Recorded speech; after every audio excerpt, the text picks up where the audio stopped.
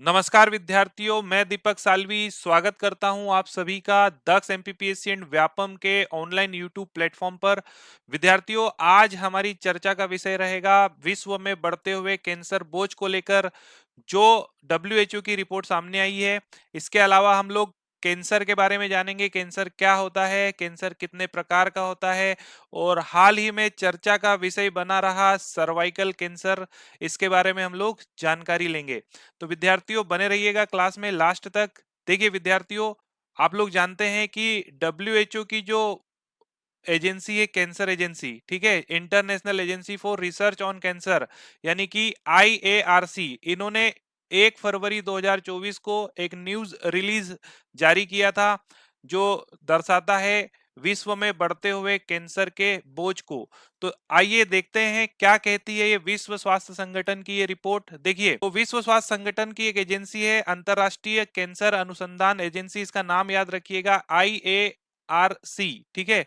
ये विश्व में कैंसर के बढ़ते हुए बोझ को लेकर एक नवीनतम अनुमान जारी किया गया इसके द्वारा। देखिए, रिपोर्ट के अनुसार 2022 में 20 मिलियन नए कैंसर के मामले सामने आए और उनमें से 9.7 मिलियन लोगों की मृत्यु हुई है। रिपोर्ट में यह भी कहा गया है कि 5 में से एक व्यक्ति को अपने जीवन काल में कैंसर होने की संभावना होती है, कैंसर हो जाता है, ठीक है। और इनकी 9 में से एक पुरुष और 12 में से एक महिला इस बीमारी से मृत्यु हो जाती है, ठीक है। साल में 9 में से एक पुरुष और 12 में से एक महिला की इस बीमारी से क्या हो जाती है, मृत्यु हो जाती है। देखिए विद्यार्थियों, रिपोर्ट में आगे कहा गया है कि 3 प्रमुख प्रकार के कैंसर यहाँ पर देखिए कौन से होते हैं। तो फेफड़ों का कैंसर, स्तन कैंसर और कोलोरेक्टल कैंसर। अगर हम बात करें अंतरराष्ट्रीय कैंसर अनुसंधान एजेंसी की ग्लोबल कैंसर ऑब्जर्वेटरी के जो अनुमान है, उसके अनुसार अगर हम यहाँ पर देखें तो 2022 में वैश्विक स्तर पर देखिए सबसे ज्यादा जो कैंसर के मामले आए हैं वो फेफड़ों के कैंसर से रिलेटेड मामले हैं, यानी कि लंग कैंसर। देखिए कुल मामलों का 12.4%। इसके बाद हम यहाँ पर देखेंगे कि महिला में होने वाला जो स्तन कैंसर है, ब्रेस्ट कैंसर, इसके जो मामले हैं वो 11, कुल कैंसर मामलों का 11.6% मामले, यानी कि सबसे ज्यादा फेफड़ों के कैंसर, फिर उसके बाद ब्रेस्ट कैंसर, उसके बाद देखिए यहाँ पर कोलोरेक्टल कैंसर के 9.6% मामले सामने आए हैं। प्रोस्टेट कैंसर पुरुषों में होने वाला जो कि 7.3% पर मामले हैं कुल मामलों का। इसके अलावा पेट का जो कैंसर है ये 4.9% के मामले इसके सामने आए हैं। 2022 में कैंसर से होने वाली मौतों का प्रमुख कारण अगर आप देखेंगे तो यहाँ पर आप देखें फेफड़ों का कैंसर, अभी हमने आपको बताया था कि लगभग 12.4%, कुल कैंसर में 12.4% जो कैंसर होता है वो फेफड़ों से रिलेटेड है, लंग्स कैंसर से रिलेटेड है। तो यहाँ पर आप देखेंगे कि फेफड़ों का जो कैंसर है वो कैंसर से होने वाली मौतों का भी प्रमुख कारण है, यानी कि सर्वाधिक कैंसर से होने वाली मौतों में फेफड़ों का कैंसर शामिल है, 18.7%। इसके बाद कोलोरेक्टल कैंसर, ठीक है, 9.3%। ये मौतें, जिस कैंसर के कारण होने वाली मौतों के आंकड़े हम आपको बता रहे हैं। फिर इसके बाद लीवर कैंसर 7.8%, स्तन कैंसर 6.9%, और इसके बाद पेट का जो कैंसर है, ठीक है, 6.8%। तो फेफड़ों का कैंसर सबसे आम कैंसर के रूप में उभरा है। यहाँ एशिया में लगातार तंबाकू के उपयोग से संबंधित है, ठीक है। इसके अलावा आप यहाँ पर देखेंगे कि महिलाओं में सबसे अधिक पाए जाने वाला जो कैंसर है वो है ब्रेस्ट कैंसर, स्तन कैंसर, यहाँ पर आप देख सकते हैं। जबकि पुरुषों में यह फेफड़ों का कैंसर है। पुरुषों के लिए प्रोस्टेट और कोलोरेक्टल कैंसर दूसरे और तीसरे किस्म का सबसे आम कैंसर है, जबकि लीवर और कोलोरेक्टल कैंसर से होने वाली मृत्यु मृत्यु की बात कर रहे हैं, दूसरे और तीसरे में सबसे आम कारण थे, ठीक है। देखिए विद्यार्थियों, सर्वाइकल कैंसर वैश्विक स्तर पर अगर हम देखें तो 8वां सबसे आम तौर पर होने वाला कैंसर है और कैंसर से होने वाली मृत्यु का 9वां सबसे प्रमुख कारण है, ठीक है। इसके बाद आप देखें यहाँ पर कि सबसे चौंकाने वाली बात ये थी इस रिपोर्ट में, विश्व में बढ़ने वाले कैंसर के बोझ को अगर 2050 तक अनुमानित करें तो 35 मिलियन से अधिक नए कैंसर के मामलों की भविष्यवाणी की गई है, जो 2022 में अनुमानित 20 मिलियन मामलों से लगभग 77%, समझ रहे हो आप, 77% क्या है, ज्यादा होंगे। तो कैंसर होने के प्रमुख कारण क्या है? तंबाकू का सेवन, ठीक है, शराब, मोटापा, वायु प्रदूषण। तो ये प्रमुख कारण बताए गए हैं। देखिए विद्यार्थियों, आगे हम देखेंगे, हर साल आप लोगों को पता है कि वर्ल्ड कैंसर डे 4 फरवरी को प्रतिवर्ष विश्व कैंसर दिवस मनाया जाता है। तो विश्व कैंसर दिवस क्यों मनाया जाता है, इसका क्या उद्देश्य है? तो देखिए, सार्वजनिक स्वास्थ्य मुद्दे के रूप में कैंसर के प्रति जागरूकता को बढ़ावा देना, गुणवत्तापूर्ण देखभाल, जांच, शीघ्र पता लगाना, ठीक है, अर्ली डायग्नोसिस और उसके ट्रीटमेंट को लेकर, ठीक है, सुधार की दिशा में कार्यों को मजबूत करना। तो ये इसका उद्देश्य है। तो इसका मुख्य उद्देश्य है कि विश्व भर में कैंसर को लेकर जागरूकता को बढ़ावा देना, ठीक है। इसीलिए हर साल 4 फरवरी को विश्व कैंसर दिवस मनाया जाता है। आगे हम बात करेंगे, देखिए ये तो हो गई रिपोर्ट की बात और वर्ल्ड कैंसर डे की बात। अब हम बात करेंगे कैंसर के बारे में कि कैंसर होता क्या है और कैसे ये फैलता है। आ रही बात समझ में? देखिए, हमारे शरीर में क्या होता है, हमारा शरीर भाई सबसे छोटी इकाई अगर हम हमारे शरीर की देखें तो वो क्या है? कोशिका। भाई कोशिकाओं से मिलकर क्या बनते हैं? उत्तक बनते हैं। उत्तकों से मिलकर उत्तक तंत्र बनता है। उत्तक तंत्र से मिलकर क्या बनता है? ऑर्गन बनता है। ऑर्गन से मिलकर ऑर्गन सिस्टम बनता है और ऑर्गन सिस्टम से मिलकर क्या बनता है? हमारा शरीर बनता है। यानी कि अगर हम सबसे छोटी इकाई की बात करें तो वो है कोशिका। अब कोशिका क्या होती है कि कोशिका निरंतर विभाजित होती रहती है। तो कोशिका विभाजित होती है भाई, ये एक रेगुलेटेड वे में विभाजित होती है, एक कंट्रोल्ड या नियंत्रित तरीके से हमारी कोशिकाएं विभाजित होती है। जब क्या होता है कि अगर हम कैंसर की बात करें तो जब क्या होता है कि जो सेल है, देखो सेल के अंदर डीएनए है, डीएनए के अंदर क्या है बेटा? जीन है।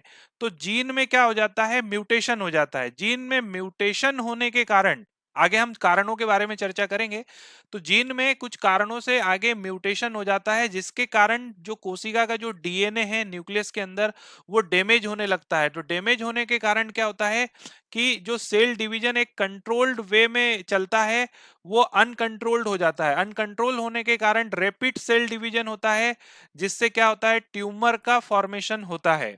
तो विद्यार्थियों, यहाँ पर आप देख सकते हैं कि जब असामान्य कोशिकाएं अनियंत्रित रूप से बढ़ती है, यानी कि अनकंट्रोल्ड रैपिड सेल डिवीजन और सेल प्रोलिफरेशन, इसी से क्या होता है बेटा? कैंसर होता है। तो कैंसर बीमारियों का एक बड़ा समूह है जो शरीर के लगभग किसी भी अंग या उत्तक में शुरू हो सकता है।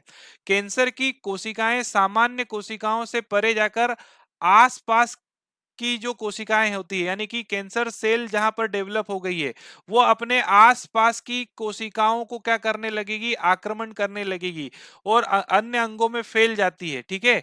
कोशिका यानी कि देखिए, किसी भी कैंसर सेल, देखो कैंसर जो होता है वो किसी सिंगल सेल से ओरिजिनेट होता है। भाई सिंगल सेल के डीएनए में म्यूटेशन हुआ, म्यूटेशन के साथ क्या हुआ? रैपिड सेल डिवीजन होने लगा, वो कैंसर बन गया। अब कैंसर ये क्या करेगी कि ये सेल फिर अन्य आसपास की सेलों को भी क्या करेगी बेटा? अन्य आसपास की कोशिकाओं को भी प्रभावित करेगी। जब ये अन्य आसपास की कोशिकाओं को प्रभावित करती है या हमारे लिम्फेटिक सिस्टम के द्वारा या सर्कुलेटरी सिस्टम के द्वारा ये जो कैंसर सेल है ये फैल जाती है शरीर में, अन्य अंगों तक ये पहुंच जाती है। देखिए इसी प्रोसेस को हम यहाँ पर बोलते हैं मेटास्टेसिस। देखिए मेटास्टेसिस मतलब ये खतरनाक स्टेज होती है जब कैंसर सेल क्या है? अन्य अंगों में भी फैल जाती है विद्यार्थियों। तो यहाँ पर आप लोग देखेंगे, इसके अलावा देखिए कैंसर के प्रमुख कारण की अगर हम बात करें कि कैंसर क्यों होता है, तो देखिए देखिए कैंसर एक बहुचरणीय मल्टी स्टेज प्रोसेस है जिसमें क्या होता है कि सामान्य कोशिकाएं ट्यूमर बना लेती है, ठीक है। सामान्य कोशिकाएं, मैंने आपको बताया कि सामान्य कोशिका है, अगर उसके जीन में म्यूटेशन होता है तो म्यूटेशन के फलस्वरूप उसका डीएनए क्या होने लगेगा? डैमेज होने लगेगा। फिर वो क्या करेगी भाई? रैपिड सेल डिवीजन करेगी, है ना, और एक ट्यूमर का फॉर्मेशन कर लेगी। क्या करेगी? ट्यूमर का फॉर्मेशन कर लेती है, ठीक है। अब यहाँ पर अगर हम ट्यूमर्स की बात करें बेटा, तो देखिए सभी ट्यूमर कैंसर नहीं होते हैं, आपको यहाँ पर समझना होगा। ट्यूमर जो है कैंसरस भी हो सकता है और नॉट कैंसरस यानी कि बिनाइंग भी हो सकता है। तो हम यहाँ पर देखें तो ट्यूमर कितने प्रकार का होता है? तो ट्यूमर दो प्रकार का होता है। एक होता है बिनाइंग ट्यूमर, ठीक है, और एक होता है मेलिग्नेंट ट्यूमर। तो देखिए यहाँ पर बिनाइंग ट्यूमर की अगर बात करें तो ये ट्यूमर जहां पर ये ओरिजिनेट होता है ये वहीं तक रेस्ट्रिक्टेड होता है बेटा। आ रही बात समझ में? यानी कि ये आसपास के ऊतकों तक नहीं फैलता है, यानी कि ये अन्य अंगों में जाकर नहीं फैलता है, तो इसको हम नॉट कैंसरस ट्यूमर कहते हैं, है ना। ये नॉन कैंसरस होता है बेटा, नॉन कैंसरस होता है। आ रही बात समझ में? जैसे उदाहरण पर आप देख सकते हैं वार्ट्स, है ना, मस्से, जो हमारे शरीर में मस्से होते हैं, ठीक है, तो वो किस प्रकार का ट्यूमर होता है? बिनाइन ट्यूमर, यानी कि ये हमारे शरीर के लिए जानलेवा नहीं होता है और इसको नॉन कैंसरस ट्यूमर कहते हैं। फिर एक होता है मेलिग्नेटेड ट्यूमर। तो यहां पर आप देखिए कि ये जो ट्यूमर होता है, भाई ट्यूमर बन गया, ये आसपास के कोशिकाओं को भी नष्ट करने लग जाता है, आक्रमण करने लग जाता है, आसपास के ऊतकों में फैलने लग जाता है और शरीर में अन्य अंगों तक भी यहाँ पर जाकर एक सेकेंडरी ट्यूमर बनाने लग जाता है, ठीक है। तो जैसे कि मैंने आपको बताया कि इसी प्रक्रिया को हम मेटास्टेसिस कहते हैं, ठीक है, जब कैंसर एक स्थान से हमारे सर्कुलेटरी सिस्टम द्वारा या लिम्फेटिक सिस्टम के द्वारा एक से दूसरे स्थान पर जाकर सेकेंडरी ट्यूमर का क्या करता है बेटा? निर्माण करता है। तो आई होप आपको यहां तक बात समझ में आ गई होगी, ठीक है। आगे हम लोग देखते हैं, देखिए, अगर हम टाइप ऑफ कैंसर की बात करें कि कैंसर कितने प्रकार का होता है, तो यहां पर आप देखें कि देखो, एक होता है कार्सिनोमा कैंसर, यानी कि ऐसा कैंसर जो उपकला कोशिकाओं में होता है, यानी कि इपिथेलियल सेल में होने वाला जो कैंसर होता है उसको बोलते हैं कार्सिनोमा कैंसर। तो उदाहरण इसके अगर हम देखें तो देखिए, breast cancer, colon cancer, prostate cancer, lung cancer, bladder cancer, है ना, यूटेरस कैंसर और किडनी में होने वाले जो कैंसर होते हैं वो कार्सिनोमा टाइप के कैंसर होते हैं। आप यहाँ पर ये भी समझ सकते हैं कि सर्वाधिक होने वाले जो कैंसर हैं वो कार्सिनोमा टाइप के ही कैंसर होते हैं, जो कि एपिथेलियल कोशिकाओं में होने वाला क्या है बेटा? कैंसर है, ठीक है। दूसरा जो टाइप का कैंसर है वो है सार्कोमा कैंसर। सार्कोमा कैंसर यह एक संयोजी ऊतक, कनेक्टिव टिश्यू में होने वाला कैंसर है, जो कि जिनमें की आपकी मांसपेशियां, वसा, रक्त वाहिकाएं, लसिका वाहिकाएं और टेंडन और लिगामेंट शामिल होते हैं, ठीक है। तो आप यहाँ पर देख सकते हैं कि जो बोन में और मसल्स में होने वाला जो कैंसर है, यानी संयोजी ऊतक में जो होने वाला जो कैंसर है उसको हम बोलते हैं सार्कोमा, ठीक है। दूसरा है ल्यूकेमिया कैंसर। आप लोग देखते हैं कि जो ब्लड कैंसर होता है वो भी ल्यूकेमिया कैंसर का ही एक प्रकार है। यहाँ पर देखिए, अस्थि मज्जा में जो रक्त के निर्माण करने वाले जो ऊतक है उनमें ये कैंसर शुरू हो जाता है, ठीक है, और इस कैंसर को ल्यूकेमिया कहा जाता है। आगे देखेंगे, अगला जो कैंसर है लिम्फोमा कैंसर। यह टी सेल और बी सेल, देखिए, जो लिम्फोसाइट्स कोशिकाएं होती है वो हमारे शरीर में रोग से लड़ने वाली एक श्वेत रक्त कणिकाएं, यानी जिनको हम डब्ल्यूबीसी भी बोलते हैं, तो वो डब्ल्यूबीसी होती है। तो जब टी सेल और बी सेल में कैंसर उत्पन्न हो जाता है तो इस प्रकार के जो कैंसर को हम बोलते हैं लिम्फोमा कैंसर, यानी कि हम बोल सकते हैं कि लिम्फोमा कैंसर जो है टी सेल और बी सेल को प्रभावित करता है। फिर एक होता है मल्टीपल माइलोमा, यह प्लाज्मा कोशिकाओं में शुरू होने वाला कैंसर है। फिर दूसरा इसका टाइप है मेलेनोमा। ये मेलेनोमा वह कैंसर है जो उन कोशिकाओं में शुरू हो जाता है जो मेलेनोसाइट्स बन जाती है। आपको पता है कि मेलेनोसाइट्स या जो हमारे शरीर में जो रंग का निर्धारण करने वाला जो पिगमेंट होता है मेलेनिन, ये मेलेनोसाइट्स कोशिकाओं के द्वारा ही निर्मित किया जाता है। आई होप सो आप लोग मेरी बात को समझ पा रहे होंगे। तो मेलेनोसाइट्स में होने वाला जो कैंसर है उस कैंसर को मेलेनोमा कैंसर कहा जाता है। चलिए, देखिए विद्यार्थियों, आगे हम लोग जानेंगे कि कैंसर किस प्रकार से डेवलप होता है। तो कैंसर एक आनुवंशिक बीमारी है, यानी यह उन जीनों में परिवर्तन के कारण होती है जो कोशिकाओं के कार्य करने के तरीकों को नियंत्रित करते हैं, विशेषकर उनकी वृद्धि और उनके विभाजन होने के तरीकों को। यानी कि जो जीन कोशिका की वृद्धि और विभाजन के तरीकों को नियंत्रित करते हैं, उन जीन्स के अंदर क्या हो जाता है? म्यूटेशन हो जाता है, जिसके कारण डीएनए डैमेज होने लगता है और फलस्वरूप जो कोशिका की वृद्धि और जो विभाजन है वो अनकंट्रोल्ड हो जाता है। इसी के कारण क्या होता है? वहां पर ट्यूमर का फॉर्मेशन होता है। ये मैंने आपको आगे के स्लाइड में भी मैंने आपको समझाया था। इसके अलावा आप यहाँ देखिए कि कैंसर का कारण बनने वाले अनुवांशिक जो परिवर्तन होते हैं वो क्या क्या हो सकते हैं। तो कोशिका विभाजन में होने वाली जो त्रुटियां हैं भाई, जो सेल डिवीजन होता है उसमें जो एरर्स आ जाते हैं, ठीक है, ड्यू टू म्यूटेशन, यानी कि म्यूटेशन के कारण जो एरर्स आ जाते हैं, ठीक है। फिर पर्यावरण में हानिकारक पदार्थों के संपर्क में आना, जैसे तंबाकू, ठीक है, धुआं, ठीक है, तंबाकू के धुएं में रसायन। इसके अलावा देखिए सूर्य से आने वाली जो पराबैंगनी किरणें होती है, इसके कारण भी डीएनए में क्या होने लगती है बेटा, डैमेज होने लगती है। इसके अलावा देखिए 3 श्रेणियां और हैं जो बाहरी एजेंटों को दर्शाती है, जैसे कि आप यहाँ पर देख सकते हैं कार्सिनोजन। कार्सिनोजन क्या है बेटा, देखिए ये एक प्रकार के म्यूटाजन है, यानी कि जो नॉर्मल जीन है उसके अंदर क्या हो जाता है, म्यूटेशन हो जाता है, तो फिर हम उसको क्या बोलने लगते हैं, म्यूटाजीन्स बोलने लगते हैं। ठीक है, तो कार्सिनोजीन्स यानी कि कौन कौन से ऐसे बाहरी एजेंट है जो जीन में म्यूटेशन करा सकते हैं। आ रही बात समझ में? तो इसमें देखो फिजिकल कार्सिनोजन को अगर हम देखें तो इसमें आ जाएगा बेटा अल्ट्रा वायलेट रेज आ जाएगी आपकी, यानी कि यूवी रेज आ जाएगी। ठीक है, जिसके कारण आपको पता है देखिए पराबैंगनी किरणों के कारण संपर्क में आने से हमको स्किन कैंसर हो सकता है। आई होप सो आपको ये पता होगा। ठीक है, फिर इसके बाद आयोनाइजिंग रेडिएशन, जैसे अल्फा बीटा गामा रेस का जो रेडिएशन होता है। ठीक है, इसके अलावा देखिए केमिकल कार्सिनोजेंस में क्या क्या आ जाएंगे भाई, तो यहाँ पे आ जाएंगे एस्बेस्टॉस, है ना, कंपोनेंट ऑफ टोबैको स्मोक, है ना, फिर ये अफ्लाटॉक्सिन, फिर आर्सेनिक। इनके संपर्क में आने से भी जीन में क्या हो सकता है, म्यूटेशन हो सकता है। फिर इसके अलावा देखिए बायोलॉजिकल कार्सिनोजन, यानी कि बायोलॉजिकल यानी कि जो माइक्रो ऑर्गेनिज्म है, इनके संक्रमण के कारण भी क्या हो सकता है, इनके इन्फेक्शन के कारण भी क्या हो सकता है, कैंसर हो सकता है। तो इसके अंदर देखिए वायरस, बैक्टीरिया और पैरासाइट होते हैं। देखिए यहाँ पर आप लोग देख सकते हैं। देखिए विद्यार्थियों, अगर हम बायोलॉजिकल कार्सिनोजिन की बात करें तो इसमें कुछ सूक्ष्म जीव हैं जिनके इन्फेक्शन के कारण भी क्या होता है बेटा, म्यूटेशन डीएनए में हो जाता है। देखिए क्या होता है, देखिए जैसे आप बात करें हेलियोबैक्टर पाइलोरी की, तो ये एक प्रकार का बैक्टीरिया है जो स्टमक में या गैस्ट्रिक अल्सर क्या करता है बेटा, कॉज करता है। आ रही बात समझ में?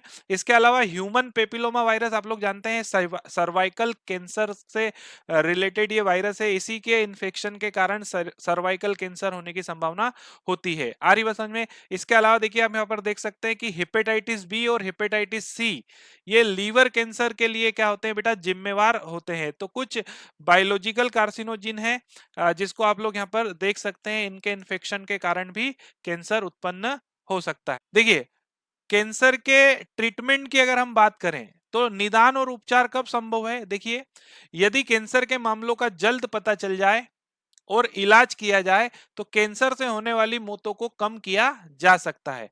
अब इसके दो घटक है, पहला है अर्ली डायग्नोसिस और दूसरा है स्क्रीनिंग।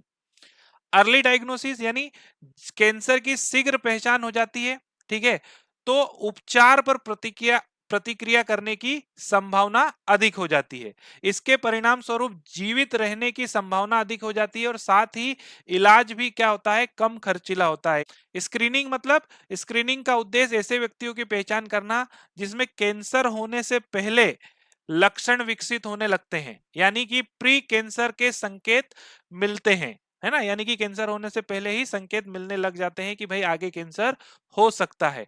तो इसके लिए कुछ स्क्रीनिंग टेस्ट है, मेथड्स हैं, आप लोग यहाँ पर देख सकते हैं। जैसे आप लोग यहाँ पर देखेंगे कि सर्वाइकल कैंसर के लिए एचपीवी टेस्टिंग है या पेप साइटोलॉजी टेस्ट है जो सर्वाइकल कैंसर के लिए किया जा सकता है। ठीक है, फिर विजुअल इंस्पेक्शन है। इसके अलावा देखिए जो ब्रेस्ट कैंसर होता है महिलाओं में, उसके लिए मेमोग्राफी स्क्रीनिंग की जाती है, पता लगाया जा सके कि कैंसर हो सकता है या नहीं हो सकता। तो ये ट्रीटमेंट और डायग्नोसिस के तरीके होते हैं, यानी कि अगर जल्दी पता लग जाए तो कैंसर का ट्रीटमेंट क्या होता है, संभव हो जाता है। इसके अलावा देखिए ट्रीटमेंट की बात करें तो ट्रीटमेंट में देखिए कौन कौन सी प्रक्रिया उपयोग की जाती है। तो उचित प्रभाव उपचार के लिए कैंसर का निदान आवश्यक है, यानी कि पहले डायग्नोसिस आवश्यक है। उसके बाद देखिए कि क्योंकि प्रत्येक कैंसर के प्रकार के लिए विशिष्ट उपचार और आहार की आवश्यकता होती है ना, यानी कि हर कैंसर के लिए एक जैसा उपचार नहीं होता है। तो कैंसर के प्रकार के लिए विशिष्ट उपचार और आहार की आवश्यकता होती है। आमतौर पर क्या मेथड यूज की जाती है कैंसर के उपचार के लिए, एक तो है उसमें सर्जरी शामिल है, फिर उसके बाद कीमोथेरेपी और रेडियोथेरेपी। तो ये कैंसर से उपचार के लिए ये 3 तरीके अपनाए जाते हैं। तो आई होप सो विद्यार्थियों की ये लेक्चर आपको यहाँ तक समझ में आया होगा। विद्यार्थियों अगर आपको ये क्लास अच्छी लगती है तो आप इसको लाइक करें, चैनल को हमारे सब्सक्राइब करें और वीडियो को शेयर करें ताकि ज़्यादा से ज़्यादा लोग हमसे जुड़। तो विद्यार्थियों, इसी के साथ आप सभी का धन्यवाद हमारी क्लास को देखने के लिए। मिलते हैं हम लोग अगली क्लास में।